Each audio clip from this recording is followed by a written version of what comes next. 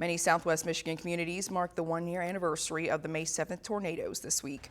No one was seriously injured, but many areas were devastated with hundreds of thousands of dollars worth of damage. One of those communities was the Colony Woods neighborhood in Texas Township. Today, they got together and celebrated their progress and recovery. A lot of work still lies ahead for the residents, but they say they'll get through it together. There's still a lot of work to be done. Decades of work before we are back to what we remember prior to the tornadoes.